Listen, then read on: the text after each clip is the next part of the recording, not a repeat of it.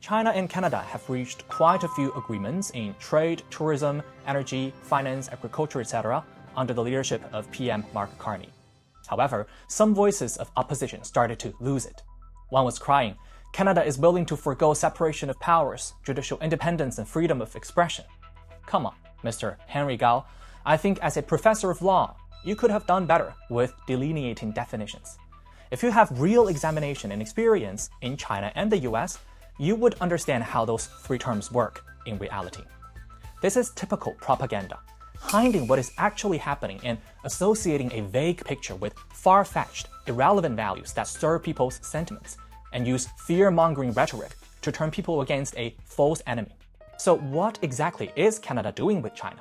Among others, Canada lowered the high tariffs imposed by the previous government on Chinese EVs, and China will do the same for agricultural products from Canada. China will likely expand visa-free tourism for Canadians, and the two countries would use more renminbi, Canadian dollar, for trades. These are simply pragmatic, reciprocal terms to collaborate and benefit people of both countries. But of course, some noisemakers, like the notorious Gordon Chang, would jump out to say that China's EVs are spying machines on wheels. Alright, by your logic, so are iPhones, Tesla, and Microsoft.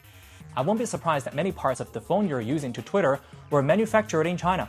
Throw it into the bin and hide in a bunker. So you see, when Canada and China give each other respect and real benefits, the people that are the most against it are ones who have blind loyalty in their so-called ally.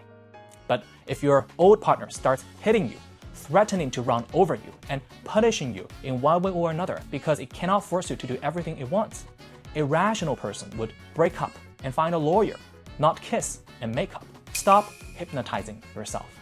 The blind trust in an old, abusive lover is worse than trying out a new fish in the sea.